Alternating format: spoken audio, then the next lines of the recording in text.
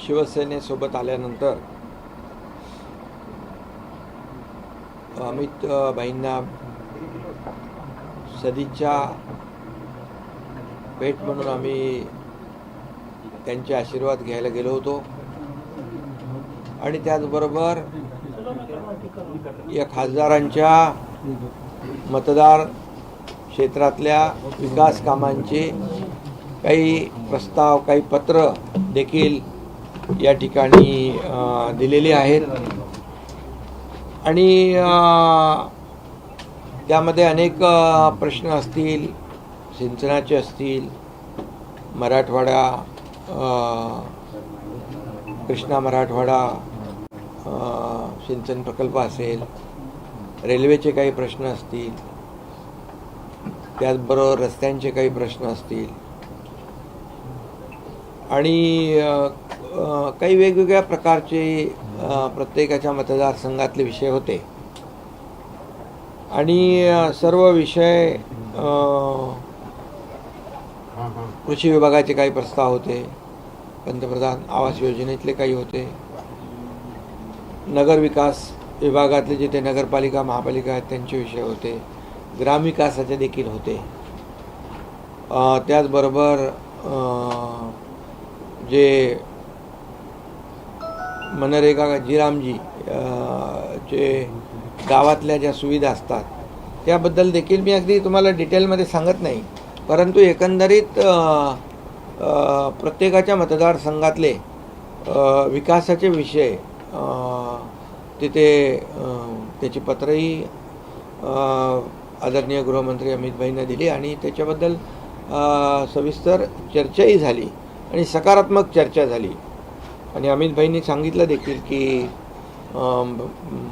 Parliament सेशनमध्ये संबंधित मंत्र्यांना बोलवून, आमच्या खासदारांना बोलवून, खासदार डॉक्टर श्रीकांत शिंदे आणि हे मिळून त्याचं कॉर्डिनेट करतील आणि त्यांच्या प्रश्नांना न्याय मिळेल अशी अतिशय साधक बाधक पॉझिटिव्ह चर्चा झाली आणि चांगली चर्चा झाली. कारण शेवटी जे खासदार सोबत आलेले आहेत त्यांच्या मतदारसंघामध्ये जनतेला न्याय देण्याचं काम त्यांना करायचं आहे आणि तसा शब्द मी देखील त्यांना दिला आणि अमित भाईंनी देखील अतिशय पॉझिटिव्ह या बाबतीमध्ये भूमिका घेतली. श्रीकांतजी यांच्याकडे आता समन्वयाची जबाबदारी असेल, यांच्यासाठी कामं दिली होती, त्याच्याबद्दल काय सांगा? श्रीकांतजी हे की पॉईंट पर्सन असतील आता या सगळ्या खासदारांसोबत, जुन्या खासदारांचे तुमचे?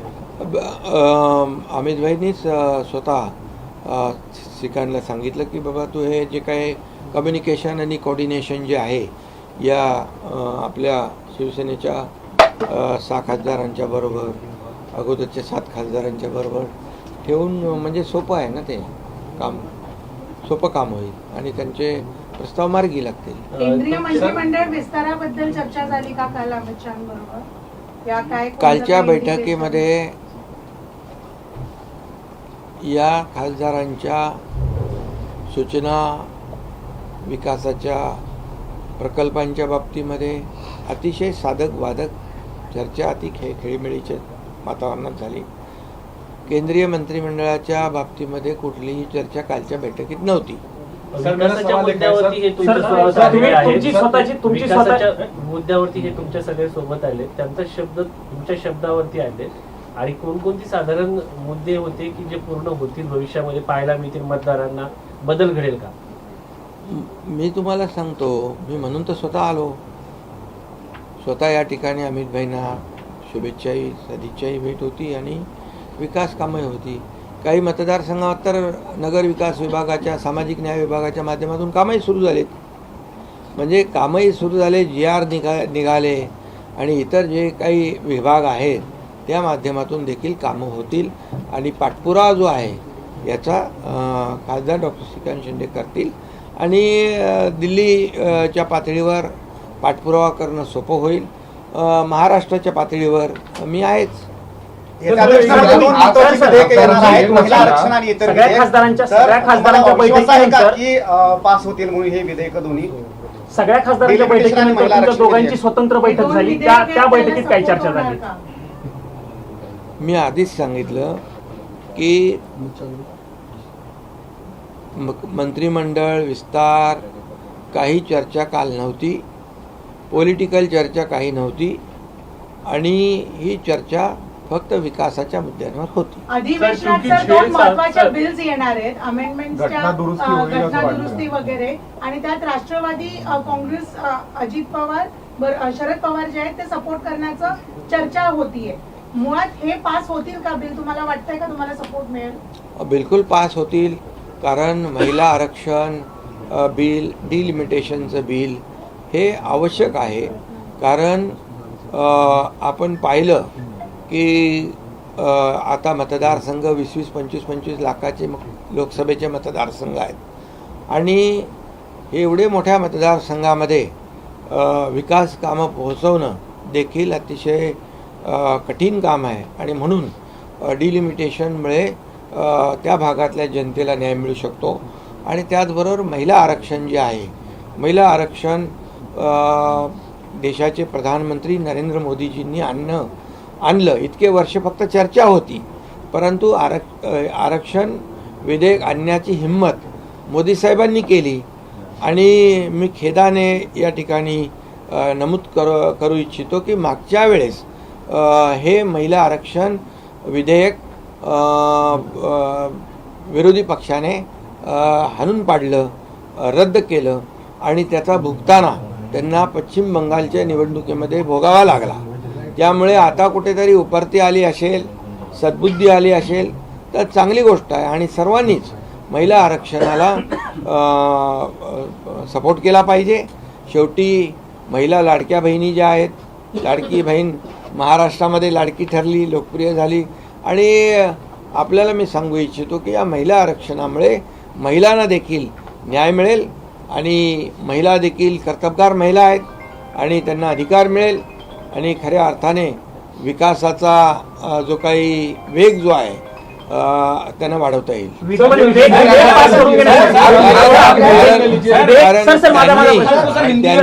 त्यांनी खऱ्या अर्थाने पहिली गोष्ट मागच्या वेळेस ज्यांनी महिला आरक्षणाला विरोध केला ते अतिशय चुकीच्या पद्धतीने चूक केलेली आहे.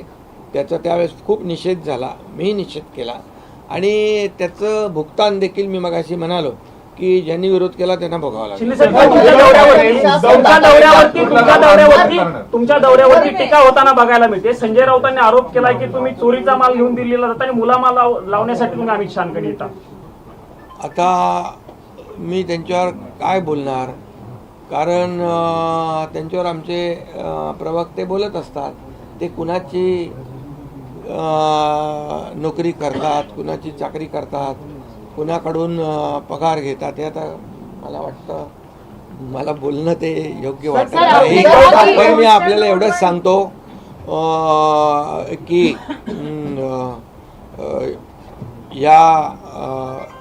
यामध्ये की चोरी कोणी केली, बाळासाहेबांच्या विचारांची गद्दारी कोणी केली, हिंदुत्वाशी बेईमानी कोणी केली आणि त्याचबरोबर महाराष्ट्रातल्या जनतेशी जी खऱ्या अर्थाने त्यांचा विश्वासघात कोणी केला हे महाराष्ट्रातल्या जनतेने पाहिलेलं आहे आणि त्यांना धडाही शिकवलेला आहे.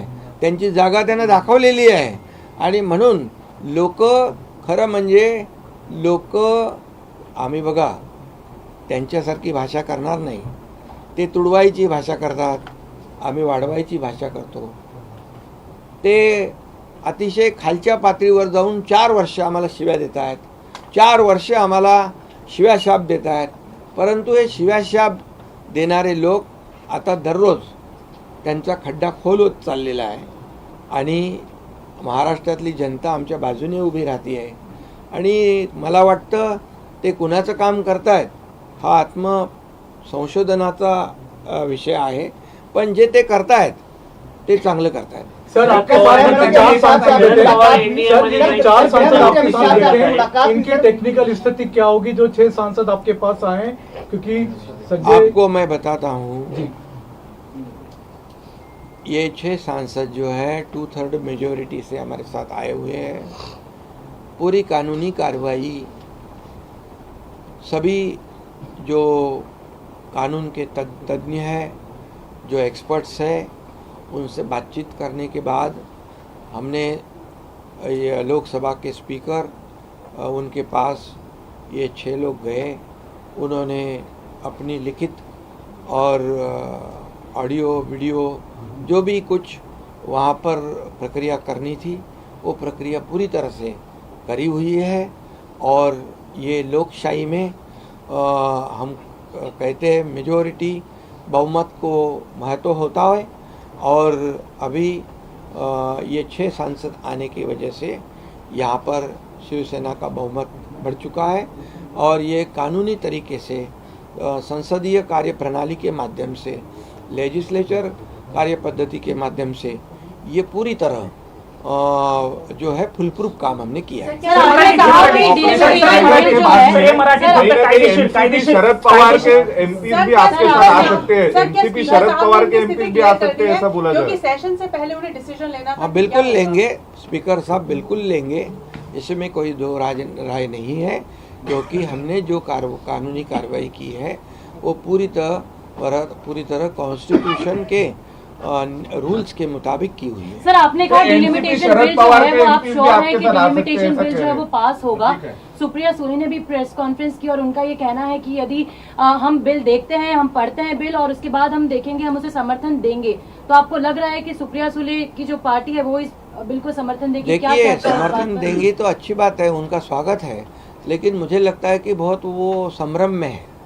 उनको उनकी इंडिया अलायंस जो पूरी तरह गड़बड़ा गई है। इंडिया अलायंस में कोई कुछ बोलता है, कोई कुछ बोलता है, कोई क्या बोलता है। परसों बोला हुआ आज फिर उनको प्रेस कॉन्फ्रेंस लेनी पड़ती है। पिछले समय तो ये 50% वाला मामला था ही। अमित भाई ने खुद लोकसभा में कहा था कि हर राज्य में 50% सीटों में बढ़ोतरी होगी, सिर्फ भाजपा शासित या एनडीए शासित प्रदेश में नहीं होगी, पूरे देश में सभी राज्यों में 50% सीटों की बढ़ोतरी होगी। ये खुद अमित भाई ने कहा है। तो ये कहाँ से नया मामला उठा के लाए, ये कारण ढूंढ रहे हैं। लेकिन ठीक है, अच्छी बात है अगर उनको पता चला है कि इस बिल को हम विरोध करेंगे, डिलिमिटेशन को और महिला आरक्षण को, तो लोग खिलाफ जाएंगे और पश्चिम बंगाल की तरह हमारी परिस्थिति होगी। इसलिए वो अगर करते हैं, समर्थन करते हैं तो बहुत अच्छी बात है, करना चाहिए समर्थन महिला आरक्षण को, डिलिमिटेशन को। क्योंकि मैंने पहले ही कहा कि डिलिमिटेशन के वजह से जो चुनाव क्षेत्र बढ़ेंगे, आज 20-20, 25-25 लाख, 30-30 लाख के भी चुनाव क्षेत्र है, कैसे पहुंचेंगे। और इसलिए डिलिमिटेशन और महिला आरक्षण ये दोनों बिल पास होने चाहिए। और मैं आपको कहता हूं कि विश्वास के साथ ये बिल पास होंगे और जरूर पास होंगे। तुम्ही दिल्लीत असताना तुमच्या अमित शहा सोबत भेट असताना महाराष्ट्रामध्ये राज्याचे मुख्यमंत्री देवेंद्र फडणवीस यांची जयंत पाटलांनी भेट घेतलेली आहे। चर्चा आहे प्रफुल्ल पटेल आणि सुनील तटकरे हे तिथे होते। अरे या सगळ्या राजकीय घडामोडी प्रफुल्ल पटेल आणि सुनील तटकरे आमच्या आघाडीत आहेत, महायुतीमध्ये आहेत, ते एनडीए मध्ये आहेत। जयंत पाटील माझ्याकडेही आले होते सांगलीच्या नगर परिषदेच्या विषयावर आणि त्यांनी त्याचा खुलासाही केलेला आहे की सांगलीच्या काही विषयांवर ते गेले होते आणि मुख्यमंत्र्यांना भेटणं काय गैर आहे का, काय चुकीचं आहे का? याचा तुम्ही फक्त राजकीय अर्थ कशाला काढता? शरद पवारांचे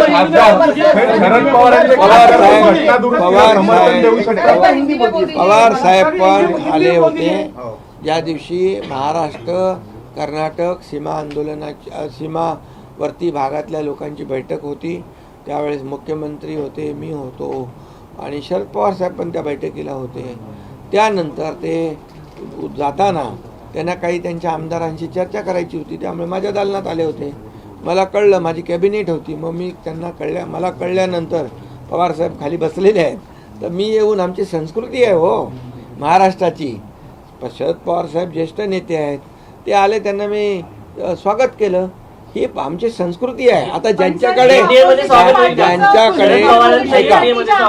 बघा, ज्यांना एकच सांगतो, कशी काय म्हणजे काय होऊ शकत नाही।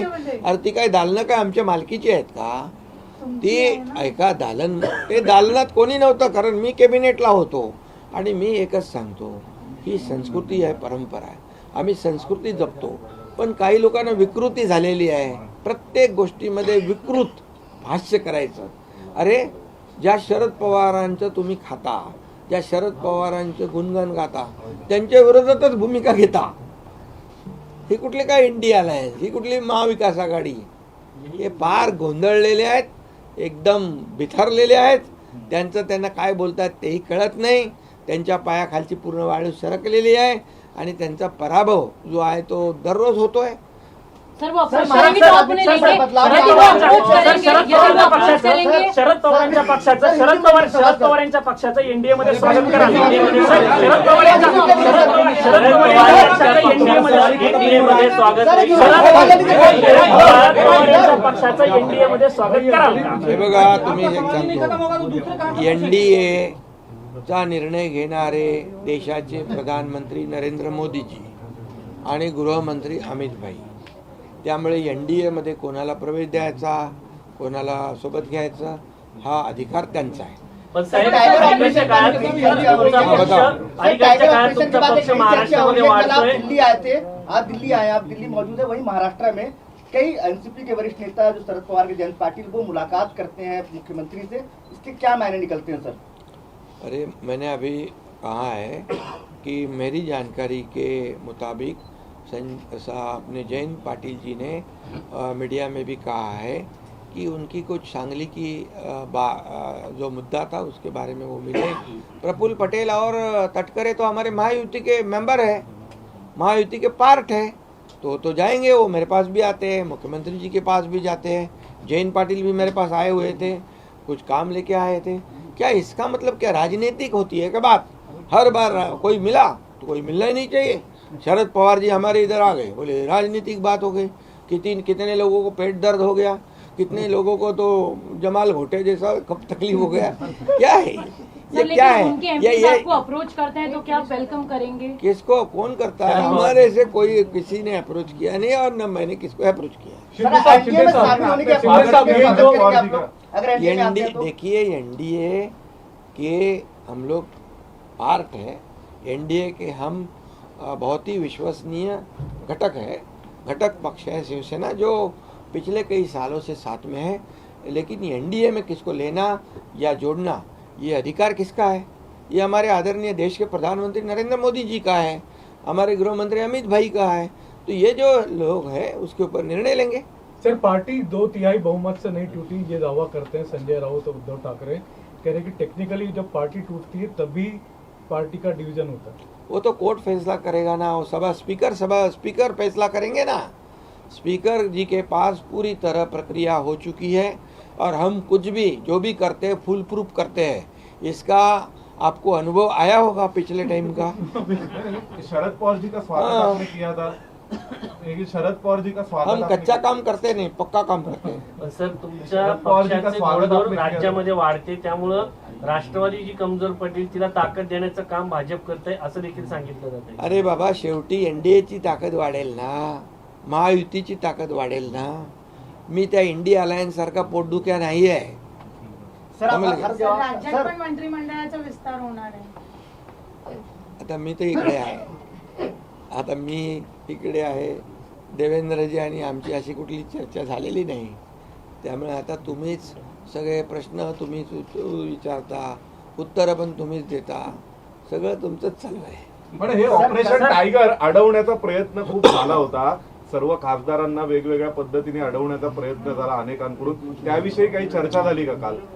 बघा, तुम्हाला मी सांगतो, उभाटाने आणि महाविकास आघाडीने खूप अडवण्याचा प्रयत्न केला यांनी जाऊ नये म्हणून. आणि त्यामुळे परंतु त्यांनी ठामपणे निर्णय घेतला की विकासासाठी आपल्याला गेलं पाहिजे. त्याने अनुभव घेतला मागचा. अरे त्यावेळेस काही लोक म्हणाले होते एक तरी निवडून आणून दाखवा. मी म्हणालो एक निवडून नाही आला तर मी राजीनामा देईन, शेती करायला निघून जाईल. 60 माणसं निवडून आणले ना. एकनाथ शिंदे ज्याच्या मागे उभा राहतो पूर्ण ताकदीने उभा राहतो. मी आपल्याला म्हणतो की एनडीए मध्ये पण मोदीजी असतील, अमित भाई असतील, इतर नेते असतील, ज्याच्या मागे उभं राहतात ते पूर्ण ताकद, काय म्हणतो त्याला हिंदीमध्ये, चट्टान की तरह. आणि त्यामुळे तसाच एकनाथ शिंदे पण ज्याच्या मागे उभा राहतो तो ताकदीने उभा राहतो. तुम लढो हम कपडा संभालते है असं एकनाथ शिंदे करत नाही. सर पंढरपूरची वारी सुरू आहे. पंढरपूरची वारी सुरू असताना अनेकांकडनं पांडुरंगाकडे साकडं घातलं जातं आणि त्यातले तुमच्या पक्षाचे नेते जास्त पुढे आग्रही असल्याचं बघायला मिळतंय. तुमच्या पक्षातील अनेक नेत्यांनी पांडुरंगाकडे साकडं असं घातलंय की राज्याचं नेतृत्व एकनाथ शिंदे यांनी करावं. शंभूराज देसाई असतील, बच्चू कडू असतील, तुम्हाला मुख्यमंत्री व्हावं अशी त्या सगळ्यांची इच्छा, तुम्ही मुख्यमंत्री व्हावं. आता वेकेन्सी आहे का? सर वेकेन्सी आहे का आता? सर वॅकन्सी तयार केली जाते. अरे बाबा, मी सांगतो, तुम्ही ह्या सगळ्या गोष्टी प्रत्येक कार्यकर्त्याला वाटतं. मी मुख्यमंत्री असतानाही भारतीय जनता पक्षाच्या कार्यकर्त्यांना वाटायचं देवेंद्रजी मुख्यमंत्री झाले पाहिजे.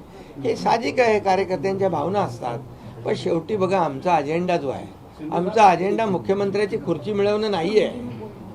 आमचा अजेंडा या महाराष्ट्रातल्या जनतेला न्याय मिळाला पाहिजे, या महाराष्ट्राचा विकास झाला पाहिजे. आणि आमची युती जी झालेली आहे, विचारधारांची युती झालेली आहे, ही वैचारिक युती आहे. आम्ही बाळासाहेबांच्या विचारांनी प्रेरित होऊन विचार पुढे नेतोय. त्यामुळे आम्ही कधीही महायुतीमध्ये कधी असं मला काय मिळेल, तुला काय मिळेल अशा प्रकारची वृत्ती आमची नाही. आम्ही काम करणारे लोक आहोत. पुढील 5 वर्ष देवेंद्र फडणवीस मुख्यमंत्री सर यही असतील. बात हिंदी में बता पुढील दीजिए. 5 वर्ष देवेंद्र फडणवीस हेच मुख्यमंत्री असतील राज्याचे. इसी को आप थोड़ा हिंदी में हिंदी जो में आप बता बोले आप ब्रीफ कर. देखिए, अभी मुख्यमंत्री पद की कोई वैकेंसी है क्या? कोई जगह खाली है क्या? अब देखिए, कार्यकर्ताओं की इच्छा होती है अपना अपना पार्टी का मुख्यमंत्री होना चाहिए. इस पे ज़्यादा देखिए, मैं मुख्यमंत्री था तब भी भारतीय जनता पार्टी के लोगों को लगता था कि देवेंद्र जी मुख्यमंत्री होना चाहिए. उसमें क्या गैर मानना क्या है? हम कभी उसको कभी बुरा नहीं मानते थे कि हम सब साथी है. आज भी देवेंद्र जी मैं जब मुख्यमंत्री था 2.5 साल, देवेंद्र जी उप मुख्यमंत्री थे. हम टीम बनकर काम किए. आज वो मुख्यमंत्री है, मैं उप मुख्यमंत्री हूँ. हम हर टीम बनकर काम कर रहे हैं. आज बड़े बड़े प्रोजेक्ट को हम अंजाम दे रहे हैं.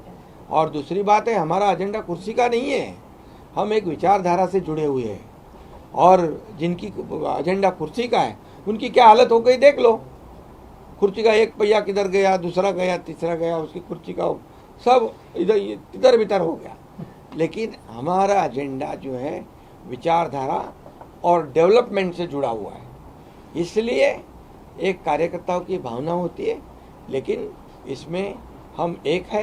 कितना भी कुछ कोशिश करें लोग, कि कितना भी हमारे दोनों में कुछ झगड़ा लगाने की कोशिश करें, तो वो कौन लोग हैं सर वो मुमकिन जगह नहीं है. वो बिल्कुल मुनासिब नहीं है, वो नामुमकिन है. क्योंकि हमारा एजेंडा डेवलपमेंट है, हमारा एजेंडा हिंदुत्व है, हमारा एजेंडा बाला साहब ठाकरे जी के विचारधारा को आगे बढ़ाना है, ये इस राज्य को आगे बढ़ाना है. बोलो अभी क्या चाहिए? तो ये झगड़ा लगाने वाले कौन लोग हैं सर?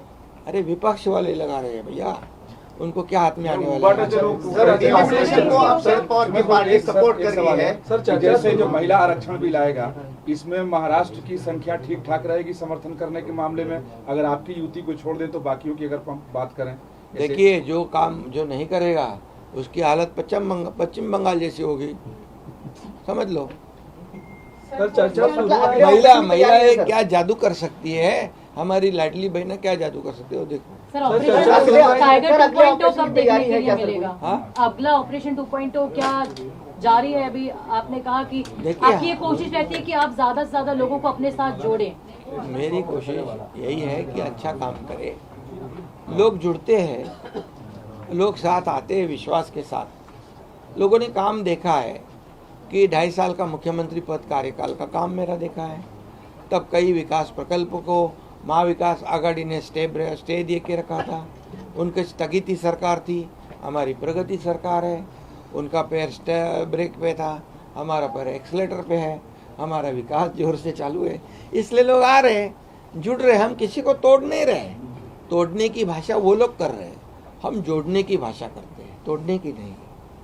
सर चर्चा सुरू आहे की फायनान्सच्या पोर्टफोलिओ पण चेंज होणार, त्याच्यावर काही निर्णय अजून? बघा, मी सरकारमध्ये आहे, अजून तरी मला माहित नाही, परंतु तुम्हाला माहित आहे. तर तुम्हाला काय माहित आहे ते मला सांगा. सर, कोस्टल रोड बहुत बढ़िया. डिलिमिटेशन पे अब शरद पवार की पार्टी जो है वो समर्थन करने वाले हैं। ये बदलाव ये अचानक कितने से बार क्यों आ रहे हैं? पूछोगे? नहीं वो मराठी में हिंदी में मुझे एक बार बताइए। अरे हिंदी में एक बार हिंदी में बताइए। बता दिया। नहीं एक बार बताइए क्या बताऊँ भला? कि सुप्रिया सुले जो है हाँ। वो सांसदों के साथ सपोर्ट करने वाले हैं डिलिमिटेशन के। और स्वागत है, अच्छा है, करना चाहिए। उन्होंने पिछले टाइम नहीं किया, गलती किया, वो महिलाओं का अपमान किया, महिला आरक्षण का अपमान किया है, और इसलिए उनको अभी कुछ अच्छी बात सूची होगी तो अच्छी बात है। उनको मालूम है कल पिछले टाइम गलती किया, इसलिए पश्चिम बंगाल में मार खाना पड़ा। अभी ऐसे ही आगे बढ़ेंगे तो पूरी तरह मार खाएंगे। तो अच्छा है, अच्छा है। कारला आग लागली आहे बोगद्यात, तर तुम्ही काय हे सांगणार की दुसरा मोठा ऍक्सिडेंट असं दिसत आहे, नागरिकांमध्ये पळापळ दिसत आहे. गाड्या सोडून पॅनिक सिच्युएशन. त्या ठिकाणी तिथली अग्निशमन यंत्रणा अतिशय अद्ययावत आहे, आणि दुर्दैवाने अशी घटना घडली असेल तर नक्कीच त्या ठिकाणी ती यंत्रणा जी आहे ऑटोमॅटिक ॲक्टिवेट होते, आणि त्या ठिकाणी कुठलीही जीवितहानी होणार नाही याची काळजी आमचे लोक घेतील. सरकार एक संविधान संशोधन और लेकर आ रही है सर। सरकार एक और संविधान संशोधन लेकर आ रही है कि पीएम हो या सीएम हो या मंत्री हो, अगर वो आरोपी होते हैं, आपराधिक मामले आते हैं तो उनकी स्वतः ही कुर्सी खत्म हो जाएगी। विपक्ष इस पे कई तरह की बात कर रहा है कि ये तो राजनीतिक दुर्भावना की वजह से लाया जा रहा है। आप किसको कैसा मानते हैं इस बिल को? कौन ला है, कभी ला? केंद्र सरकार लाने की तैयारी में है, जेपीसी के पास है, पीएम हो या सीएम हो, अगर मामला आया तो तो कुर्सी देखिए अभी जाएगी। पीएम कौन है? मोदी जी है, बराबर है। तो जो खुद ही ऐसे बिल को लाना चाहते हैं तो इसका मतलब उनको बेदाग है। अगर उनको इतनी भर भी कोई ऐसा डर होता कि इसके अंदर कल उठकर निर्णय लेने के बाद कुछ तकलीफ हो सकती है तो वो क्यों लाते? 2014 वाली बात के ऊपर मैं नहीं जाने वाला था, लेकिन 2014 से पहले 2G स्पेक्ट्रम, कॉमनवेल्थ, चारा घोटाला, गोबर घोटाला, कोयला घोटाला, कितने घोटाले हर रोज बड़े पूरे फ्रंट पेज में हम वही पढ़ते थे। और इसलिए 2014 को यूपीए कांग्रेस सरकार को जनता ने हटा दिया, मोदी जी को लाया। आज मैं बताऊंगा 2014 के बाद 2026 12 साल में आज देश की प्रगति क्या नहीं हुई है। गरीबी हटाओ, गरीबी हटाओ, कांग्रेस कहती थी गरीबी हटी, क्या गरीब हट गया? गरीबी नहीं हटी, लेकिन मोदी जी के काल में 32 करोड़ लोगों को गरीबी से ऊपर उठाया। 80,000 करोड़ लोगों को 80 करोड़ लोगों को मुफ्त में अनाज देने का काम मोदी सरकार कर रही है। डेवलपमेंट इतने जबरदस्त, महाराष्ट्र का ही मैं बताऊंगा, 10 साल में यूपीए ने 2 लाख करोड़ दिए थे, मोदी जी की सरकार ने 12 लाख करोड़ दे दिए। ये है विकास, ये है डेवलपमेंट। और इसलिए स्वच्छ सरकार और करप्शन फ्री सरकार होना चाहिए। इसके लिए ये बिल आ सकता है तो उसका स्वागत करना चाहिए। अभी आगे जो विरोध कर रहे हैं उनका तो क्या फर्स्ट है मालूम नहीं, लेकिन मोदी जी का नेशन फर्स्ट है और अपोजिशन का करप्शन फर्स्ट है, इसलिए डरते होंगे वो। शिंदे जी, राम मंदिर को लेकर जो उद्धव शिवसेना है वो अभियान भी चला रही है कि जो हुआ है वहां पर चढ़ावा चोरी में वो गलत हुआ है। आप लोग किस तरीके से देखते हैं इसको? आंदोलन नागपुर से भी चल रहा है, अयोध्या तक जाएगा, क्या कहेंगे इसमें और ये राम मंदिर के पूरे विषय में? देखिए, जिन्होंने राम कार सेवक को, राम सेवक को, राम भक्तों को हरामखोर कहा, ये भी आपको पता है। हिंदुत्व की विचारधारा को लेना ये हमारी गलती थी, ऐसे शब्द मुख्यमंत्री रहते हुए सदन में निकाला हुआ है। अभी वो राम रक्षा की बात कर रहे। देखिए, मैं ये कहूँगा, जिनको महाराष्ट्र की जनता ने उनके करतूत की शिक्षा दी, अभी उनको राम रक्षा याद आ गई है। अभी उनको पता चला है जो नहीं राम का वो नहीं किसी काम का। अभी इसलिए ये राम भक्ति उनके मन में आई है। हनुमान चालीसा बोलने वाले को जेल में ठूसने वाले कौन थे? हनुमान चालीसा बोलने वाले जेल में डालने वाले कौन थे? राम रक्षा का आंदोलन करते। राम रक्षा पूरी तरह बोलने तो आनी चाहिए। और इसलिए मैं कहूंगा कि वो खुद की पार्टी की रक्षा नहीं कर पा रहे, इसलिए राम रक्षा पे आए हैं। राज्यामध्ये शेतकरी कर्जमाफी सोबतच वीज बिल देखील माफ करण्याचा निर्णय झालेला आहे। शेतकऱ्यांनी समाधान व्यक्त केलं जातं वेगवेगळ्या ठिकाणी। शेतकऱ्यांचं कर्जमाफी करणार म्हणून 2024च्या निवडणुकीच्या वचननाम्यामध्ये आम्ही वचन दिलं होतं की शेतकऱ्यांची कर्जमाफी करणार आणि ती आम्ही पूर्ण केली। या बजेटमध्ये मुख्यमंत्री महोदयांनी घोषणा केली आणि त्याच्यामध्ये जे काही 50,000ची अट होती तीही काढून टाकली। त्यामुळे शेतकरी हा अन्नदाता आहे, शेतकरी हा आमचा मायबाप आहे आणि म्हणून बळीराजाचा अधिकार, आमच्या सरकारच्या तिजोरीवर पहिला अधिकार बळीराजाचा आहे असं आम्ही नेहमी म्हणतो आणि म्हणून बळीराजासाठी शेतकऱ्यासाठी जे जे काही करावं लागेल ते आम्ही करू। धन्यवाद। Thank you sir. बैठ जाइए सर, 2 मिनट बैठ सर जाइए। 30 सेकंड थोड़ा सा वीडियो बन जाए। अच्छा अरे पीछे हो जाओ भाई साहब, भाई साहब आप लोग पीछे हो जाओ, थोड़ा सा पीछे हो जाओ आप लोग। अरे एक छिपरा है आपसे सर, थोड़ा सा सर आज चले जाएंगे। राजेश सर दिसत नाही एकदम कॉर्नरला गेले। सर आज चले अभी चले जा रहे हाँ सर एक खड़े होकर हाँ सर खड़े होकर भी कर दीजिए सर एक ग्रुप फोटो करवा दीजिए। हाँ खड़े होकर ग्रुप हो जाएगा। उभे राहा। खड़े होकर ग्रुप हो जाएगा।